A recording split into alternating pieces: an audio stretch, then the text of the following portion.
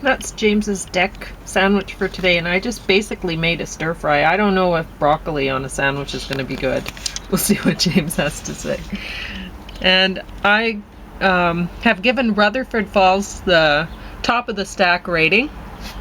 That's season 1. And then Honest Thief, Father Stew, The Enforcer, Ultra City Smiths, The Card Counter, and Fred Berry got the bottom of the stack. So I'll talk about those. Well, wrapped up in this cover because it's a kind of a chilly morning. Yeah, it's pretty cool. It's a little over freezing. Not much. It feels like it's freezing. Yeah. There. That should help. Yeah, I'm dressed, I think, considerably more warmly than you are. You want to shut that door? I did. Okay, so I'll shut. they put the, don't worry, talking. just sit down. Just sit down, please. Okay. They put this out in 2022, and it's it has a lot of political sort of issues that we've seen in the past few years, and I enjoyed it a lot. I didn't expect to, because although I like Ed Helms, it's a lot. I just didn't expect to enjoy the series that much, but I did. It starts out perfectly, and it goes along really well. So I think anybody would enjoy watching it. And then these other ones I didn't care for that much. This wasn't Liam Neeson's best movie, but everyone knows I love him, so still, I'm going against bad guys. That's great. But in this one, he's not really a good guy. I mean, it's called Honest Thief, right? And really, thieves aren't good guys. And he's a reformed bank robber, but when you get his story on things, well, he stole the money, but he wasn't spending it. He had it all. He just, he was really upset by how he had served for his country as a, what do you call it, diffusing bombs or whatever. And then he gets back, and while he's gone, his mother has died, and his father has been very badly abused by people that he worked for, and so it's his way of kind of getting back at whatever. But he's going after smaller banks and this and that, and he explains which ones he targeted, how and whatever to the FBI when he's wanting to turn himself in and give all the money back and everything. But because he's met a woman that he's fallen in love with, and she's an honest woman, and she works at a storage facility, which I had most of my possessions that I had saved up for years stolen by people who worked at, I have no proof that it was the people who worked there, but it was the people who worked there at the storage facility. So I have, I'm sure there are many honest people who own or work at storage facilities, but I had very bad. A friend had warned me. She told me, "Oh, never put your stuff into storage because this and that." And she had different bad experiences. She didn't get a lot of her stuff stolen. But honestly, I think the people just stole my stuff because they didn't have, I think they made my storage space smaller, and they didn't have room to fit all my stuff in the new smaller space. And they liked all of my rubber. I bought new Rubbermaid tubs to pack everything in, and they didn't take the storage containers that I'd bought that weren't good ones. They liked the Rubbermaid ones, the good totes. So all of those ones went missing, and I have a feeling they didn't even want my stuff. They probably just pitched it into dumpsters, because they wanted the containers. But I don't know. I don't know why. But anyway, so I'm watching this and I'm like... I want to specify, like we're not making dubious charges. We're not mentioning the people involved. No, I'm not mentioning the facility. They were involved. What was it? You went in, you were the one that had stashed it. I was in bad shape. Well, I went in and I wanted to look at things, and one day I just had this feeling, right? And we went in there and I opened up the door and everything was gone except for like 3 items or something and I'm like, oh. And so I'm thinking, what do I do? Should I call the police or what should I do about this? But I thought, okay, well, I'll just see if, us coming in here and looking at things and whatever, and, paying the fees and everything again, and just making a point of being there, triggered something, and the stuff returned. So, well, not all of it though, but... Well, we made some pointed comments. I did. Not at that time, did we? Mm-hmm. Oh, we did. You didn't want me to, but I did. Well, and then we came in pretty well right away, and so we went the stuff was back. It had been put in hurriedly. Yeah, boxes. But it was like the lighter stuff that I'd carefully put on the top, so the lighter stuff was now on the bottom, so those containers were getting crushed. Much of it in cardboard boxes, crushed all over the place. Anyway, at least a lot of it returned. A lot of it returned. Not all of it. Yeah, I know, but your stuff returned. Mine did not. Yeah, I had a lot of CDs. It was so old-fashioned. They'd taken the... Well, they might have not done that. I might have done that. Well, at any rate, we don't know if every one of my CDs returned, which is an indication of how bad their taste was. And your books. Your books. Yeah, exactly right. Like books. Yeah, stupid idiots. Anyway. But if we'd involved the police, they would have said, "Prove it." I know, and so honestly, wouldn't have seen any of it back. Yeah, I don't know. What do you do, right? Wouldn't have seen any of it back. They would have said, you hardly had anything. I mean, you think, okay, well, I have records of what I had in there or whatever. If you're OCD, you do. But then you think, okay, how can I really prove this anyway? You take pictures of everything that you put in. And how can you really prove it anyway? They would just say, well, you have it somewhere else, or you did something else with it, whatever. They can't. How could you possibly prove it? You'd have maybe identification numbers, and you'd say, here are the identification numbers. And how would they happen to have identification numbers? And a lot of the stuff, how could I even put, I couldn't say, oh, this was worth whatever. A lot of my stuff was secondhand stuff. How could I say it was worth whatever? I don't know. Like, tubs full of my jeans. What's that worth? Oh, well, you get involved with or my seashell collections, or whatever. What is that worth? I mean, these things, if they have monetary value, the coin collections or whatever, yeah, that might have monetary value, the base of the coin, but I don't know how. Anyway, so needless to say, I had a very bad experience, and every time I see a movie with somebody, I'm thinking, okay, maybe not such a good guy, but maybe she was. There's probably a lot of people who work at storage places, so they're good people. I would watch out for it. You've got problems. I'd use the same place, but I wouldn't. I would never use a storage place again. Yeah. I will never. I would rather just throw all my stuff in a dumpster and just say, okay, well, I guess that's it. Yeah, my stuff was untouched except for mice, because it was almost all books, But anyway, so here he is. He's supposed to be an honest thief, right? And he's given the stuff back, and things go terribly wrong. And I mean, if you look at it in comparison, okay, he's an honest thief compared to the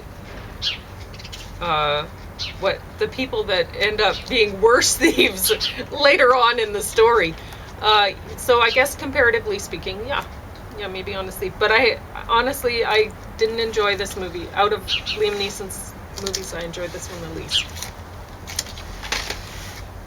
Father Stu. This I like Mark Wahlberg. This was the movie I liked him the least in. It was a long movie, and I don't know, maybe you thought that there was enough story to warrant a couple hours, but it felt so long. I guess it was based on a true story about a boxer who ends up turning into a priest. He falls in love with a beautiful woman who is Catholic, and then so getting more information about Catholicism and stuff like that, he doesn't end up wanting to marry her. He ends up wanting to be a priest. So, and then, I don't want to give the whole story away, and it's a good story. It's just maybe not a 2-hour story to make me sit through. It seemed to go on, and that was just when it was me hearing it in the background. It is in the southern United States, though, right? Like Texas or something. I don't remember. I don't care. Anyway, The Enforcer. I guess I like Antonio Banderas enough. I just, it was interesting seeing, because in a recent movie that Liam Neeson was in, I noticed that it was the one where he was snowplower. He was fighting all the bad guys, but then when the bad guys happened to be Native Americans, or when the bad guys were whatever, like he hired a hitman called the Eskimo, who happened to be a black man, and then that man ended up getting killed by some other bad white guys. So all the violence against people of other skin colors besides white ended up being killed by white guys in that Liam Neeson movie, which I thought was funny, right? They creatively, they didn't want Liam Neeson killing people of color. Exactly. And so he ended up, he's a what do you call it? He fights the bad guys, but he won't fight the people of color who are bad guys, right? There's other bad guys that do that, and take them out. He's not. So he remains a good guy. But here, Antonio Banderas, maybe because he is not white, I suppose. Would he be Spanish? I'm not sure. Well, Spanish is supposed to be white. Oh, I see. But you got Latinos. So. I don't think people think that. Yeah, of course not. But no, people don't think that. It's hilarious. Now, like Latinos would be a mixture. Okay. Different mixtures. But, people from the New World. But the Spanish is an Indo-European language. They're presumably descendants of... I'm not sure, because Spanish people, like Spain, they have really aggressive, like they still have the bullfighting and all that sort of stuff. And then people in Europe were saying, okay, we'll accept that that's just a different culture or whatever. And so... Well, it is a different culture. Yeah, it was influenced by... But they were wanting to show Spanish culture as being non-violent, even though they have these violent aspects. Who was trying to show it? I think Greater Europe were trying to portray... Okay. What they try to do... it's a different culture, so just leave it alone, kind of thing. It's the idea is Islam came in, and it was there 781 years. It actually was doing razzias, I think, 2 or 3 years earlier than that. So I think 711 BC, but it started maybe 708 AD rather. Started maybe 708 AD. stunning. Like less than 100 years after Muhammad's death, or even after the foundation of Islam. It's gone all the way from present-day Saudi Arabia, to Spain. So the idea is German people moved in there. They're called the Vandals. Into Spain? And the Vandals made it all the way to it's to Sicily. Going through northern Africa. Okay. And Italy. The ones they mainly blame are the Goths. So you know what Goth culture is supposed to be like and stuff like that. The Visigoths, which means the Western Goths. I don't know history. James knows history. Anyway, and all of this stuff. All of this culture, race stuff I'm kind of lost in it, honestly. Well, and I think a lot of people are. Yeah. And the big trouble is some of the people that are most lost are the ones that are going around leading, or rather misleading, trying to mislead everyone. And so what they do is they blame the violence in Spanish culture on the Visigoths. And the Goths are a Germanic tribe, right? Oh. And so they say, the Muslims freed the Spanish people who were there already from the toils, shall we say, of the Visigoths. And then later on with it's called the Reconquista. It should have been, it's not conquering, it's freeing, right? So even the Spaniards, when they were taking back, it's decolonization of, so it culminated in 1492 when the Isabella and Ferdinand did 3 things, and 2 of them were, one of them was positive, one was neutral, and one was, ultimately it was neutral, and one was negative. The negative one was when they got rid of the Jews. They got rid of the Jews from Spain. The one that was neutral, and I'm part indigenous American, so I've been told, is they financed Columbus's trip across the ocean. The first one, I think he had 4 all told. And he was a nice guy, he enslaved or tried to enslave indigenous people, from what I get. But the thing that seems to miss folks is eventually cultures other than Christian culture would have made the jump, either from North Africa, i.e. Muslim culture, or from across the Pacific culture, and that could have been Muslims. It could have been Confucian culture, less likely Indian culture, Hindu culture. The Muslim culture and Confucian culture would not have been good for the New World. As Christian culture, I suppose, at least initially, in the initial period lasted hundreds of years, was. But especially the Muslim culture, would have been absolutely awful. Indigenous religion still kind of exists here in North America.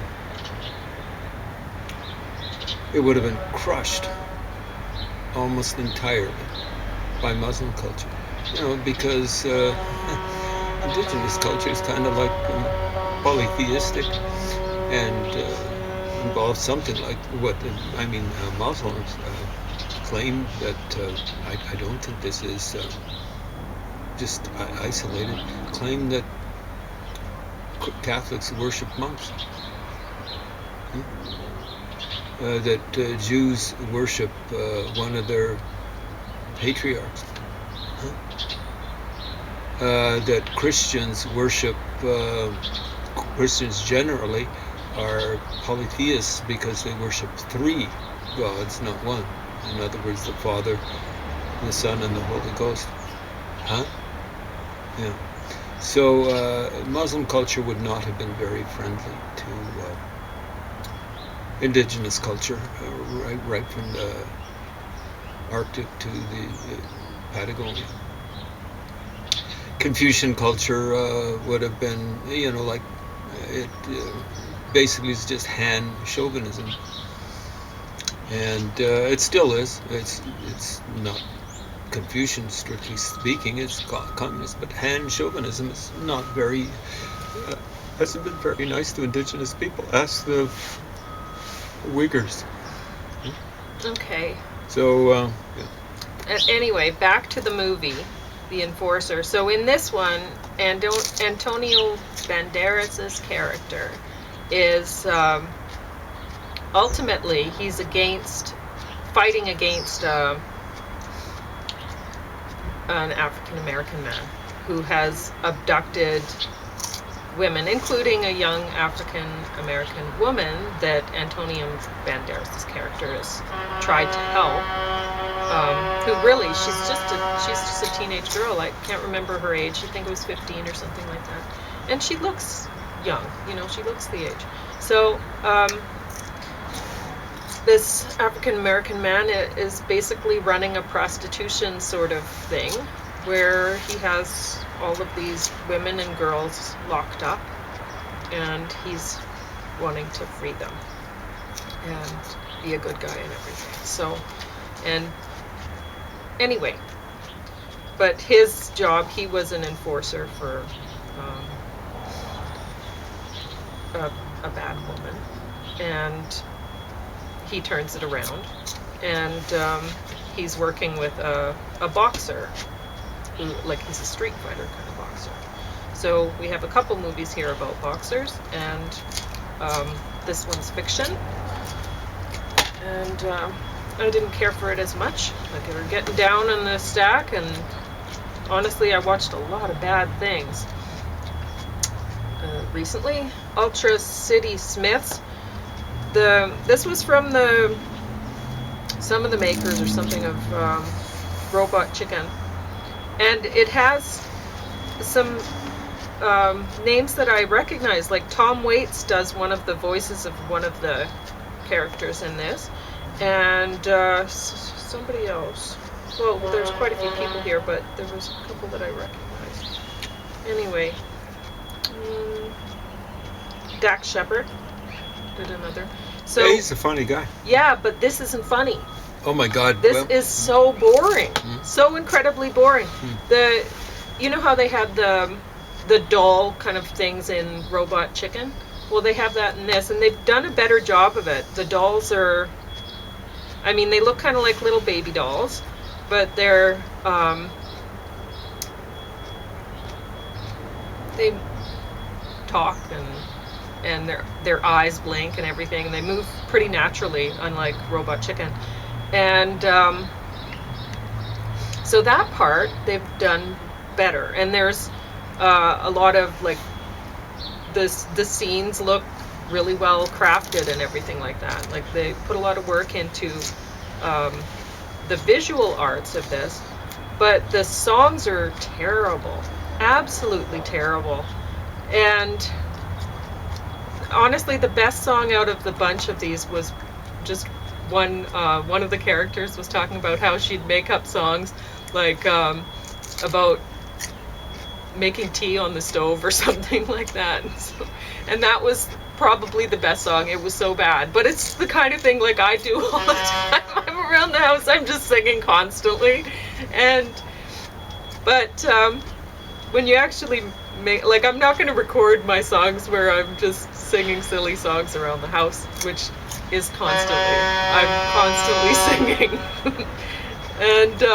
And the dogs think it's great, but I'm gonna spare you of that. But that was the best that they had on this. The songs were terrible, and it's like, I know that Tom Waits can craft a good song, so why have him just doing voice? Maybe he didn't want to do some interference and music making, but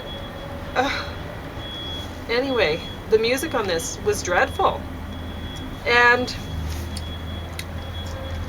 and it would be too long. You know, there were a lot of spots in the shows where they just weren't doing anything. The puppet or the dolls were there in the scenes and looked good and everything, but it was just dragging on. It was just so long. It was unbearable to watch. This was terrible.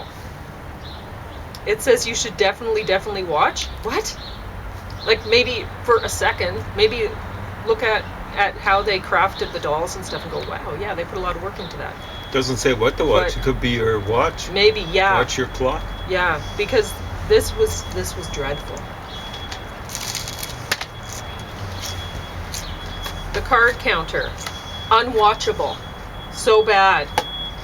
And I had already reviewed this one, and I want to point out that it's still at the bottom of the stack. I haven't returned it yet, so I brought it out again to show this is how bad this one was. That even though I watched all of these really bad shows, besides Rutherford Falls season 1, which I really enjoyed, this still made it the bottom of the stack. It was that bad. So bad. So no one wants to watch Bradbury. Ever. So bad. So you can go on. You're going to talk about coffee again, I suppose. Well, I'll finish up the thought about Spain. Oh. How much time? 5? A couple minutes. So, yeah. The third thing that Ferdinand and Isabella did in Spain in 19 seems like it was yesterday. 1492 was to exile the Muslims, even apparently converts, to Christianity. Most of them would have been fake converts. Muslim is subject to the death penalty according to Sharia law. And that's not the strict interpretation. That is the standard interpretation. There might be some folks that say, no, there should be some sort of penalties or something like that, but the standard interpretation is death penalty for apostasy, for leaving the religion. That's seen as horrible, ethnic cleansing. Ethnic cleansing or decolonization. It's getting rid of settler colonialists, decolonization. And actually, the other thing I was going to mention about Columbus is, following in his wake, Magellan his crew made it all the way around the world. And by setting up a colony named after King Philip of Spain in the Philippines, named it after, they stopped the spread of Islam into Eastern Asia. Next stop after they took over the Philippines would have been Taiwan. Next stop after that would have been Japan, and then there would have been a pincher movement on China with Uyghurs from the West, Turkic kind of people, Kazakhs as well, and Muslim so-called merchants from the East. And it's a certain type of merchant. They'll say, in